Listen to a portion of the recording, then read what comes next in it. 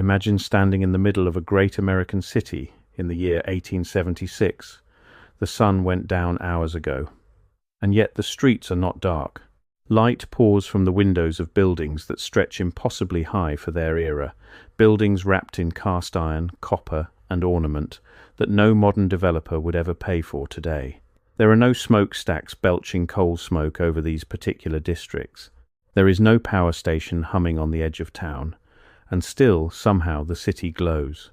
That image sits at the center of one of the strangest theories in alternative history. The claim is simple and almost impossible to believe. Long before Thomas Edison flipped the switch on his first power station, certain American cities were already running on electricity. Not coal, not gas, something its believers call free atmospheric electricity. Energy pulled straight out of the air and the ground, costing nothing, metered by no one. I have to pause here for a second. Because what I just described, that is one case from a much larger pattern. There are 35 documented cases in a document I put together. Different cities, different decades, different types of evidence. Every single one follows the same sequence: discovered, documented, acquired, disappeared. I could not fit all of it into a video. It's in the pinned comment below. Find it before we continue. Owned by no one, and then, according to the theory, within a single generation, it was gone, replaced, rebuilt, quietly written out of the record by the year 1900. Tonight we are going to walk through that claim from the very beginning, where it came from, what its believers point to, and the part almost nobody wants to talk about, the money. Because if any of this were true, the most important question would not be how the lights worked, it would be who profited from switching them off. Let's get into it. To understand why this theory exists at all, you first have to understand the story we were all taught, the official one, the one in every textbook. For most of human history, when the sun went down, the world went dark. People burned candles, whale oil, tallow. Then came gas. By the middle of the 1800s, the wealthier streets of London, Paris, and New York were lit by gas lamps, fed through a network of pipes from a central gasworks. A man with a long pole walked the streets at dusk, lighting each lamp by hand. It was smoky, it was dangerous, and it was expensive, but it was progress. Then, on the 4th of September, 1882, the story reaches its hero. Thomas Edison powered up the Pearl Street station in Lower Manhattan, a coal-fired generating plant feeding direct current electricity to a few dozen buildings in a single square mile. The official record calls this the birth of the modern electrical age. From that one building, the lights spread. City by city, decade by decade, the grid grew until it covered the entire country. Clean, simple, linear. One inventor, one switch, one moment when the lights came on. But here is where the people who study this start asking uncomfortable questions. Because if electric lighting truly began in 1882, then why do we have written accounts, photographs, and city records describing buildings that were already wired, already glowing, already humming with power years and in some cases decades earlier? Why do so many structures built in the 1860s and 1870s look, to these researchers, like they were designed around technology that supposedly did not exist yet? That is the door this whole theory walks through. And once you walk through it, the questions only get stranger. Start with the buildings themselves. Anyone who has stood in front of a great 19th century American structure has felt it. The courthouses, the train stations, the exposition halls, the old hotels, the sheer scale of them, the domes, the spires, the towers that seem to serve no structural purpose, the copper cladding, the wrought iron that curls like it was grown rather than forged. We are told these were built by hand, by laborers earning a few dollars a week, using horses, pulleys, and raw muscle, often in just a year or two. Proponents of the atmospheric theory look at these buildings and they do not see decoration. They see machinery. They argue that the towers were not vanity. They were antennas. The domes were not for grandeur. They were resonators, shaped to collect and concentrate something in the air. The copper and iron were not chosen because they looked rich. They were chosen because they conduct. To a believer, a 19th century city hall is not a building with a fancy tower on top. It is a power receiver with offices built around it. And then there is the strangest exhibit of all, the White Cities. In 1893, Chicago hosted the World's Columbian Exposition. For one summer, a section of the city was transformed into something that genuinely looked like it came from another world. Gleaming white palaces, grand canals, classical columns and statues stretching as far as the eye could see. Contemporary visitors described walking through it and weeping, convinced they were seeing the future. At night, the whole complex blazed with what was reported to be hundreds of thousands of electric lights, a display so overwhelming that people who had never seen a single light bulb suddenly stood beneath an ocean of them. The official story is that this white city was built deliberately, as a temporary fantasy. The grand buildings were not stone at all. They were wood and steel frames covered in a plaster mixture, painted white, meant to last a single season and then be torn down. And torn down they were. Within a few years, almost the entire thing was gone, much of it consumed by fire. But the believers asked the obvious question: why would anyone build something that beautiful, that advanced, that staggering in scale, only to destroy it on purpose? And they ask a second question that is harder to wave away. If the technology to light a small city already existed in 1893, fully formed, fully wired, glowing across acres of buildings, then why are we told that the electrical age had barely begun a decade earlier? How do you go from one experimental power station in 1882 to an entire luminous city in 1893, and then call the second thing temporary and forgettable? To them, the world's fairs were not exhibitions of the future. They were the last public appearance of a world that was already being dismantled. There is another detail believers point to, and once it is pointed out, it is hard to unsee. Across older American and European cities, you can find buildings whose ground floor windows sit half buried below the level of the modern sidewalk, doorways that now lead nowhere. Entire arched openings sunk beneath the street, sometimes a full story down. The official explanation is again straightforward. Cities raise their street levels over time to install sewers, to fight flooding, to bury the chaos of pipes and wires beneath the road. Chicago famously jacked entire buildings up out of the mud in the 1850s and 1860s. This is documented and it is real, but the atmospheric theory reads those buried floors as a clue. They argue that the older structures were not built sunken. They were buried, swept under by some great resurfacing event that the official record smooths over as routine engineering. To a believer, a first floor under the sidewalk is not a sewer project. It is the burial line of an older city, an earlier layer, the world that came before the reset. Whether that is profound or simply a misread of ordinary municipal history is, like everything else in this story, left for you to decide. Now, before this goes any further, we have to talk about the part of the theory that actually has roots in real science, because atmospheric electricity is not made up. It is real. For centuries, scientists knew the sky carried a charge. Benjamin Franklin's kite experiment in 1752 was about exactly this, drawing electrical energy out of a storm. Throughout the 1700s and 1800s, researchers across Europe and America studied what they called atmospheric electricity, the natural voltage that exists between the ground and the upper air. It is a genuine physical phenomenon. Even today, the difference in electrical potential between the surface of the Earth and the ionosphere is measured in hundreds of thousands of volts. The dream, for the more ambitious minds of the era, was obvious. If that energy is just sitting there, all around us, all the time, then why are we burning coal and gas? Why not simply reach up and take it? And this is where one name towers over everything: Nikola Tesla. Tesla was not a fringe figure. He was one of the most important inventors who ever lived, the man whose alternating current system actually became the backbone of the real electrical grid we use today. But Tesla had a second dream, one that the official record treats as a noble failure. He believed he could transmit electrical power through the earth and the air, without wires, to anyone, anywhere, for free. In 1901, with funding from the financier J.P. Morgan, Tesla began building a structure on Long Island called Wardenclyffe.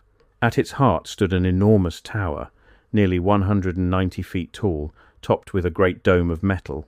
Tesla's stated goal was wireless communication. But in his own writings and letters, he made it clear he was reaching for something bigger, the wireless transmission of power itself, a world where energy was as free and as available as the air you breathe. And then, abruptly, the money stopped. Morgan withdrew his funding. The project collapsed. The tower stood unused for years and was eventually demolished for scrap during the First World War. Tesla died alone and in debt in a New York hotel room in 1943. The official explanation is that the idea simply did not work, and that Morgan, a businessman, stopped paying for a project with no path to profit. The believers point to one line that Morgan is often quoted as having understood instantly. If energy is free and wireless, where do you put the meter? You cannot sell something you cannot measure. You cannot bill a customer for the air. There is a deeper layer here that the theory loves to dwell on. Tesla held hundreds of patents, and many of his most ambitious ideas about energy transmission were either never built, never funded, or quietly shelved. The official story says this is simply what happens to ideas that are ahead of their time and short on money. The believers say it is what happens to ideas that threaten the people who already own the existing system. In their telling, the suppression of free energy was not a single dramatic act. It was a slow strangling. Pull the funding here. Deny the patent there. Let the inventor die broke, and let his most dangerous work gather dust in a filing cabinet until everyone who understood it is gone. You do not need to burn a library if you simply make sure no one is ever paid to read it. To the atmospheric theory, Wardenclyffe is not a story about a dream that failed. It is a story about a dream that was deliberately switched off, and they argue Tesla was not inventing something new. He was trying to publicly rebuild something that older builders already knew, something that was already quietly powering cities a generation before, and something that powerful men had every reason to bury. So what, exactly, do the believers claim was actually happening in those pre-1880 cities? Here is the theory in full. They argue that the ornate architecture of the 19th century was a functioning energy system hidden in plain sight. The tall iron and copper spires acted as collectors, pulling charge from the atmosphere the way a lightning rod pulls a strike, but continuously and gently. The domes concentrated and stored it.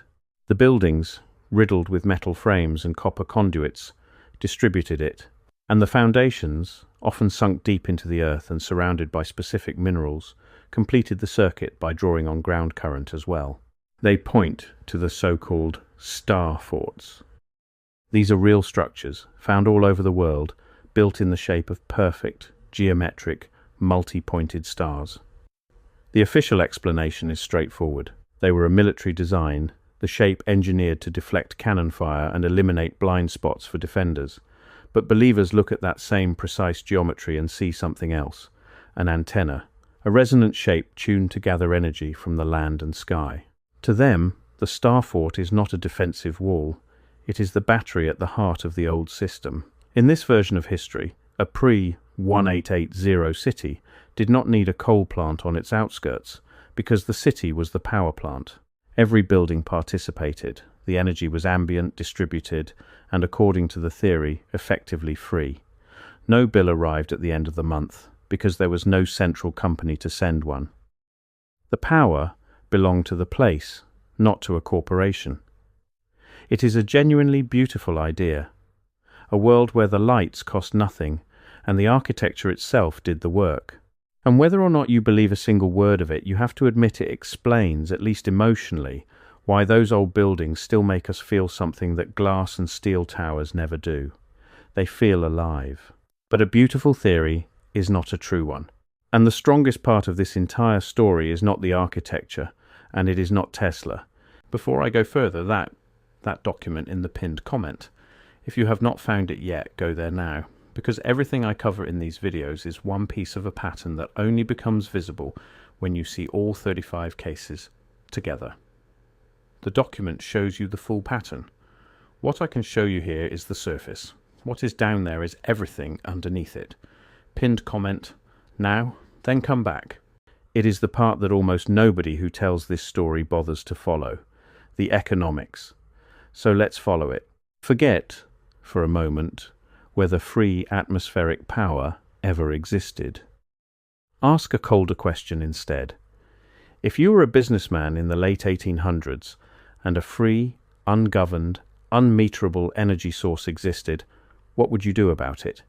You would destroy it, not out of malice, out of arithmetic. A man cannot build a fortune selling something that falls freely from the sky. There is no profit in air. The entire logic of an industrial economy depends on scarcity. You find something people need, you control the supply of it, and you charge them for access. Water, you can bottle. Land, you can fence. Coal, you can dig and own.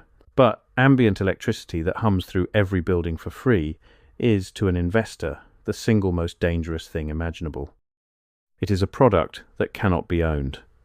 Now look at what actually got built between roughly 1880 and 1910, and look at who built it. Centralized power stations, coal furnaces, a spiderweb of copper wires running from one company-owned plant out to every home and business, and on every one of those homes, a small device, the meter. A machine whose only job is to measure exactly how much you used, so that exactly the right bill can be sent.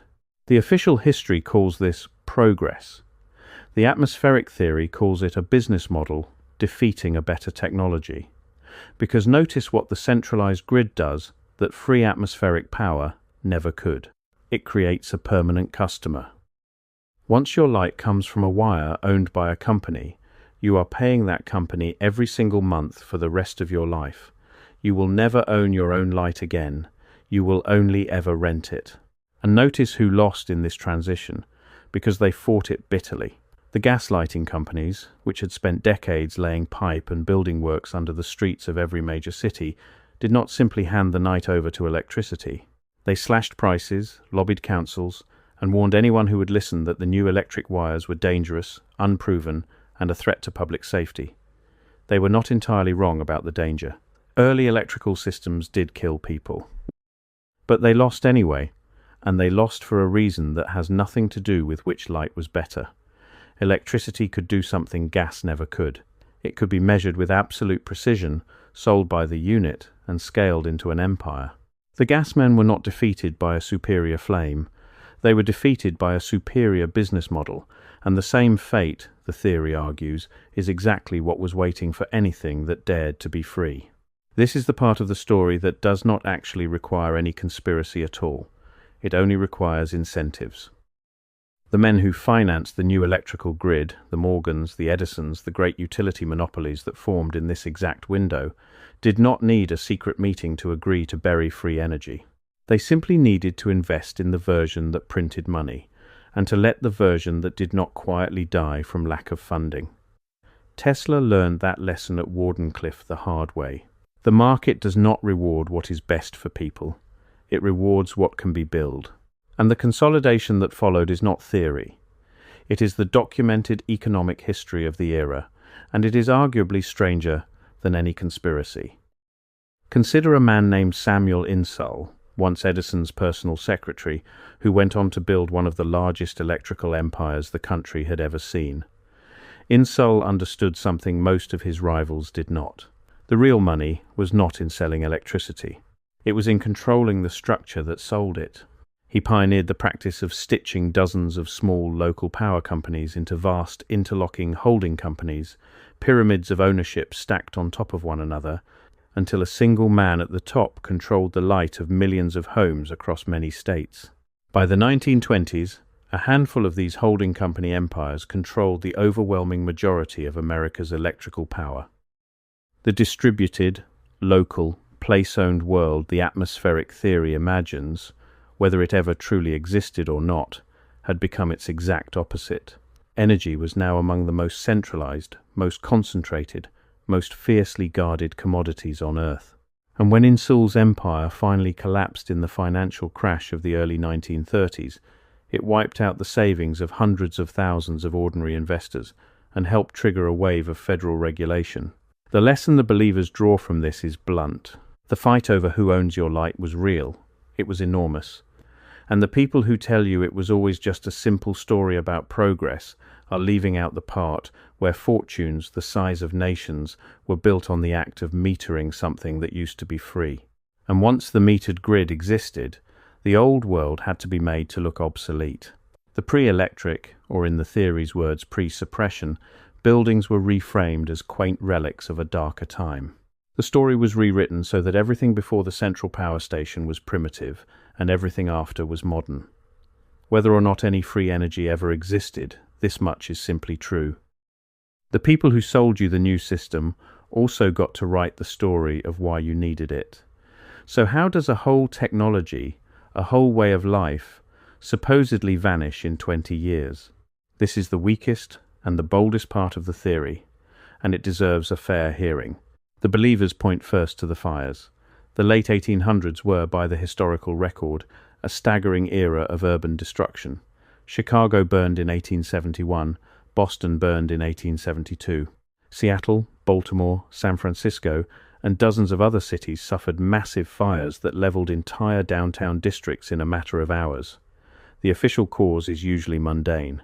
A knocked-over lantern, a faulty stove, an earthquake, dry wood, and bad luck. But the theory asks you to notice what happened after each fire. The old, ornate, supposedly free-running districts came down, and what went up in their place was the new world, standardized, wired to a central plant, connected to a meter. To a believer, the fires were not all accidents. They were the demolition phase of a replacement. The old system did not need to be argued away in public. It only needed to burn and then be rebuilt according to the new rules, with the new owners holding the new bills. Picture the pattern the way the theory tells it. A prosperous downtown, full of ornate iron and copper structures that no one alive can quite explain or afford to reproduce. A catastrophic fire that conveniently spares the financial district and the new infrastructure while consuming the old. A rapid rebuild, financed by outside capital, that goes up in a different style entirely, plainer, cheaper, and crucially, wired from end to end to a single central station owned by the same men who financed the rebuild. Repeat that cycle across enough cities in a short enough span, and within 30 years the entire country looks modern, looks wired, looks dependent. The believers do not claim every fire was set. They claim the rebuilds that followed were never neutral, and that disaster has always been the fastest way to replace one system with another, while everyone is too busy grieving to ask who is paying for the new wires. They point too to the destruction of the world's fairs. Those luminous white cities, built and then almost immediately demolished or burned, fit the same pattern. Show the public one last glimpse of the old radiant world. Call it a temporary exhibition. Then tear it down before anyone can ask why it was so much more advanced than the city around it. And finally, they point to the records themselves. The theory holds that the most effective erasure was not physical at all. It was paper. Rewrite the textbooks. Credit the new inventors. Date the birth of electricity to 1882 and not a day earlier. Within 2 generations, anyone who remembered the old way was dead, and the only history that remained was the one the winners had printed. By 1900, the believers say, the job was essentially complete. A new century began, and it began with a clean, official story in which free energy had simply never existed at all. That is the theory, told as completely and as fairly as it can be told. And now we owe it the one thing every theory deserves and almost never gets: an honest cross-examination. Because there is another side to all of this, and intellectual honesty means looking straight at it. Start with the world's fairs. The reason those gleaming buildings were plaster and not stone is not mysterious. It is documented in the planning records. They were always meant to be temporary, because building permanent marble palaces for a single summer would have been financially insane even for that era. They looked like the future because they were designed by the finest architects alive, specifically to look that way on a budget for a show. The fact that they were torn down is not evidence of a cover-up. It is evidence of a tight construction budget. Look at the lights of that 1893 fair too. They were indeed real, and they were indeed spectacular. But they were powered by a very well-documented system, built by Westinghouse using Tesla's alternating current, generated by very ordinary machinery. The fair was not a glimpse of a hidden free energy past. It was, in the boring official version, an advertisement for the brand new electrical industry that was just then being born, which is far less romantic but fits every shred of paper we have. The architecture argument has a quieter problem as well. We tend to look at the few grand buildings that survived and forget the thousands of ordinary, ugly, cramped, poorly built structures from the same era that fell down or were demolished without anyone mourning them.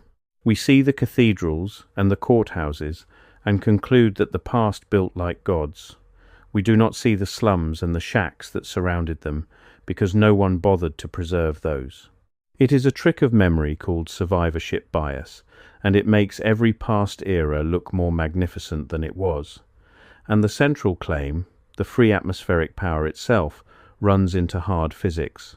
The energy in the atmosphere is real, but it is diffuse. It is spread thin across enormous distances.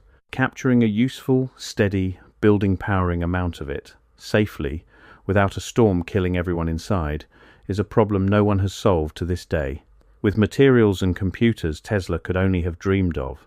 The reason the metered grid won is not necessarily that it was more profitable.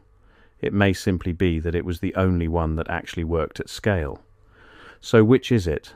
A suppressed golden age, switched off by men with meters, or a beautiful misreading of old buildings and old budgets by people who want the past to have been more magical than it was? Here is the honest answer. The specific version, the glowing free energy cities erased by 1900, does not hold up against the documents we have. There is no record of a working ambient power grid, and there is a very thorough record of the messy, smoky, gradual, real transition from gas to coal-fired electricity. But notice what the theory gets right, even when it gets the facts wrong. It is right that the people who controlled energy in this era became some of the richest and most powerful human beings who have ever lived. It is right that the metered grid turned light from something you owned into something you rent forever. It is right that Tesla genuinely dreamed of free wireless power, and that the money behind him genuinely walked away the moment that dream stopped being profitable. And it is right about the deepest thing of all, that whoever controls the supply of energy controls the shape of the entire world, and has every reason in the world to keep it that way. Maybe that is why this theory refuses to die, no matter how many times the facts are laid against it.